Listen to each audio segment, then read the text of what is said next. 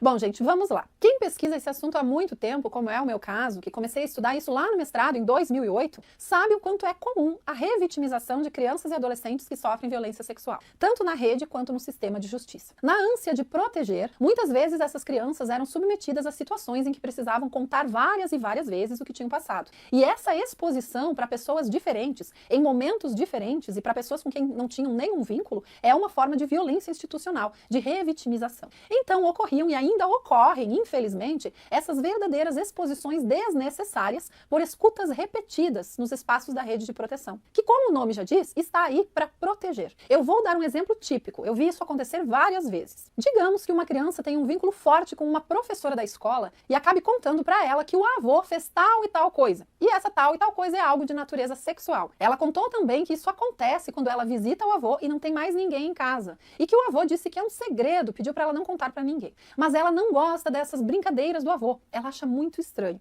Por isso ela contou para a professora. Diante de uma situação assim, geralmente a professora se apavora, faz uma cara de pânico e já dispara quase que instintivamente. Mas você tem certeza disso? Você não se enganou? Isso acontece mesmo? Percebam que a abordagem dessa revelação e as reações diante dela já não foram as mais adequadas. A prof não fez isso por mal, mas por estar despreparada para lidar com esse assunto e por ser pega de surpresa, aliás, como geralmente acontece, sem querer ela já questionou a palavra da criança. Ela já pôs em dúvida se aquilo é verdade ou não, se a criança não se enganou. Ela não acolheu a fala, ela não escutou. Ao contrário, ela se preocupou em questionar se aquilo é ou não é verdade. E vejam, eu estou dando o exemplo de uma professora, mas essas cenas poderiam muito bem acontecer em qualquer serviço da rede. Poderia ser num CRAS, num serviço de convivência, numa UBS, e poderia ser com qualquer profissional. Uma assistente social, uma psicóloga, um educador social, um enfermeiro, um médico.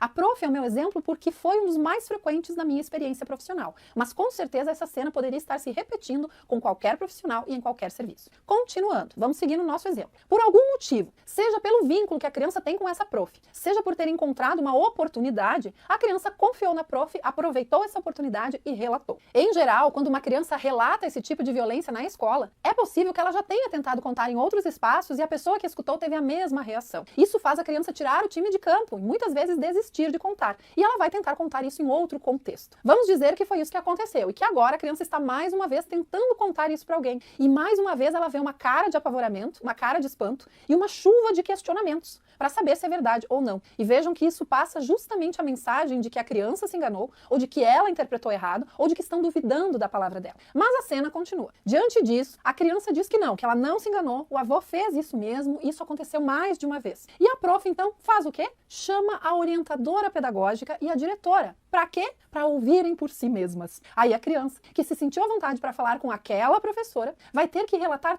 tudo de novo para duas outras pessoas, que não foram as pessoas para quem ela escolheu contar. E por que a professora fez isso? Ora, como é um fato muito grave, ela quis se resguardar e ter o quê? Testemunhas. A professora, nesse caso, está se comportando como se ela tivesse um certo compromisso de produzir uma prova, ou de se resguardar que de fato ela escutou aquilo mesmo, que de fato a criança disse aquilo mesmo. Então ela pensou, eu quero que a diretora e a orientadora pedagógica ouçam por elas mesmas. Aqui temos um segundo erro. Eu vou dar o exemplo da psicologia, mas eu creio que os demais profissionais estudam isso de modo semelhante. A gente aprende nas aulas de ética que nós notificamos o quê? A mera suspeita. Que o nosso papel, enquanto atores da rede, não é comprovar se isso é verdade ou se não é verdade. Se a professora não precisa provar, e se a gente tem que informar a mera suspeita de um fato assim, e se a fala da criança de fato tem valor, a professora já ouviu. Percebam? A criança já disse. Já temos uma mera suspeita para informar para alguém. Já existem elementos suficientes para a diretora dar andamento sem necessidade de fazer a criança contar tudo de novo na presença de duas outras pessoas.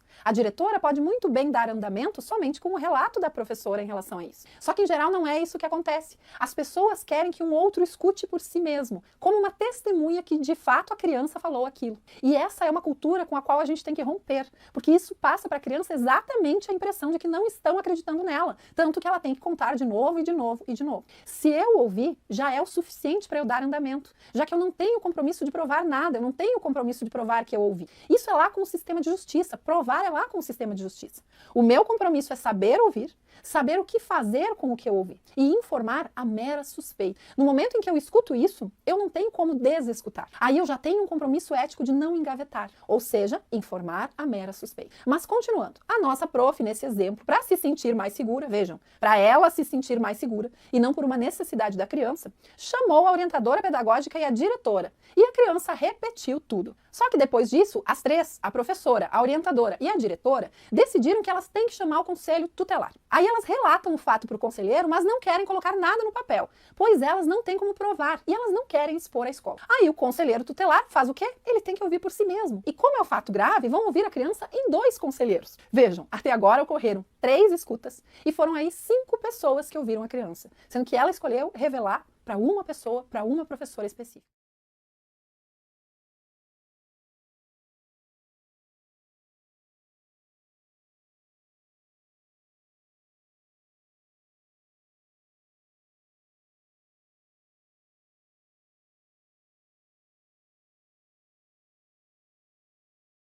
Vamos agora conhecer o fluxo de atendimento da educação. Esse fluxo foi criado para atender à Lei 13.431 de 2017, que busca organizar o atendimento de crianças e adolescentes, vítimas ou testemunhas de todas as formas de violência. O fluxo da educação é parte do fluxo geral do Sistema de Garantia de Direitos da Criança e do Adolescente. O fluxo da educação tem início quando a escola toma conhecimento de um caso de violência ou abuso contra a criança ou adolescente. Isso pode ocorrer porque o professor encontrou sinais que evidenciam uma situação de violência ou abuso. A ciência sobre o fato pode também vir do relato espontâneo da criança ou adolescente, ou ainda pela denúncia feita por um adulto ou algum colega da vítima. O caso deve ser registrado em sistema próprio da educação. O relatório gerado na escola deve ser encaminhado para as autoridades competentes. O diretor da escola é quem deve encaminhar a denúncia. Para isso, há alguns caminhos possíveis. Nos casos de flagrante, ele deve acionar a polícia militar. Nos casos de suspeita ou revelação espontânea, deve comunicar ao conselho tutelar e à polícia civil. E no caso de emergência, ele pode encaminhar a criança para o sistema de saúde. A escola deve acompanhar tanto os casos identificados dentro da própria instituição, quanto aqueles recebidos diretamente pelo conselho tutelar. A escola é o local que a criança ou adolescente continua a frequentar todos os dias, mesmo depois de a denúncia ocorrer. Por isso, é muito importante que ela tenha sua identidade protegida com o devido sigilo sobre o seu caso. O sigilo garantirá que ela possa retomar a rotina com seus colegas e professores sem constrangimentos. É importante também que ela permaneça sempre acompanhada até o final de todo o processo. É no ambiente escolar que se pode aferir, por exemplo, indícios de que a criança ou adolescente está agitado ou com medo.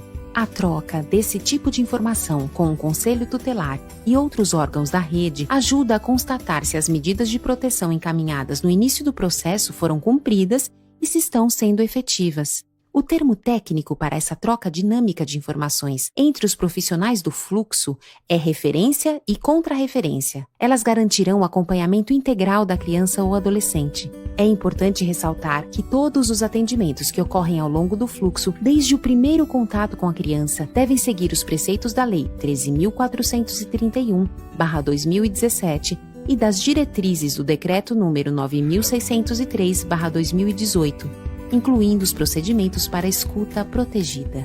Todos os profissionais da educação devem seguir os procedimentos para escuta especializada. A lei preconiza que se evite fazer perguntas à criança ou ao adolescente, a não ser que sejam indispensáveis ao encaminhamento do caso. Se for imprescindível, deve-se perguntar o mínimo necessário, de maneira delicada, e nunca fazer perguntas invasivas ou que possam causar constrangimento. Vale lembrar que muitas informações podem ser colhidas entre os demais atores do fluxo de atendimento, ou com o adulto que acompanha a criança ou adolescente, preservando-a, assim, da necessidade de falar repetidas vezes sobre o assunto. Haverá o momento e o local adequados para que a criança ou adolescente faça isso de maneira protegida.